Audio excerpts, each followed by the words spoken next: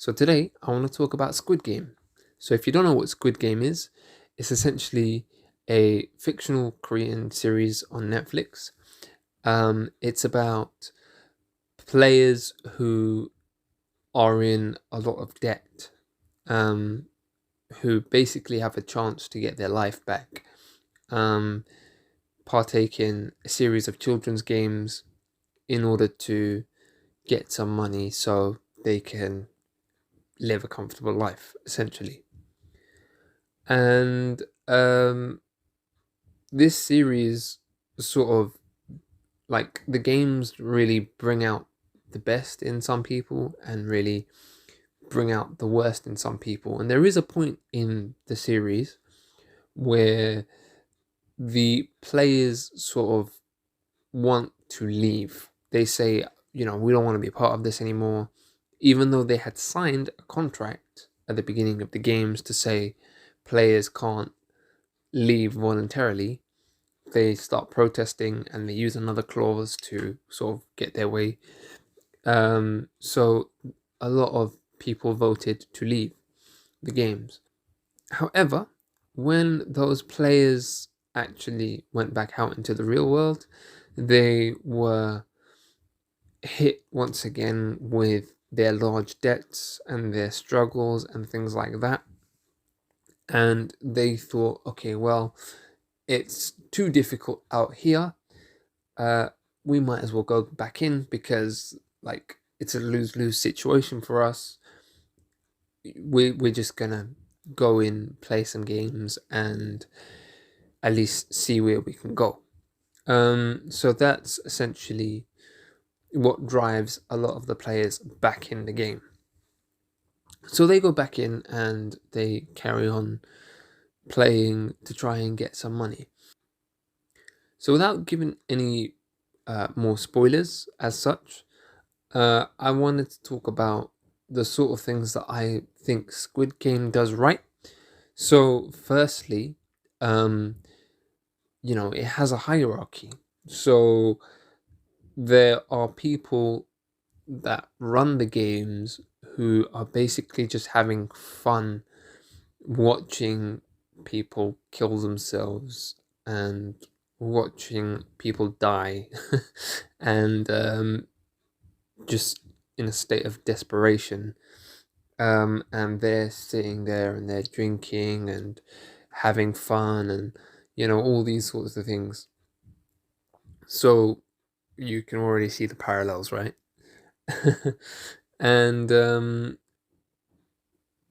other thing is, desperate people really don't get a break from their hectic, chaotic, lives. They really struggle, and Squid Game highlights that. And it highlights that people struggle in the real world and in the fake world because Squid Game is essentially a fake world, and either way it's a lose-lose situation for them. But they would rather, you know, instead of having to deal with the pressures of the real world with no promises, they would rather, have something to look forward to, but have their life on the line and risk losing friends and family and, you know, betray pacts and things like of that nature to get there. Um, so that's one thing that I think Squid Game really highlights pretty well. It really highlights that dichotomy. Um, yeah, it does a good job. Another thing that I think Squid Game has done really well, and this is something which I personally appreciate very much, is its representation. So there's one character in particular. His name is Ali, and he is a Pakistani Muslim who has a family, and he's just basically trying to provide for his family. And our introduction to Ali is when he is saving another player. So another player was essentially about to die because of losing a game, and Ali jumps in and he saves this guy. Um, and then they both go on to live and play and continue playing the games. And throughout this, Ali is portrayed as somebody who others can count on, somebody who won't stab you in the back, a nice guy, a guy who's not out to kill you, which is really refreshing to see, because Muslims these days in the media and in entertainment are always portrayed as the bad guy, the terrorist, the suicide bomber, all that kind of stuff. So seeing Ali being that figure is really, really nice.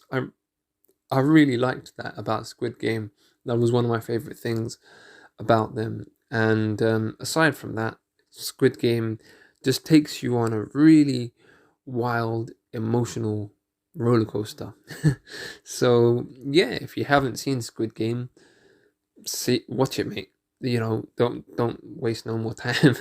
And if you've seen it, well, hopefully this was a different spin on things. And yeah, see you next time. Bye.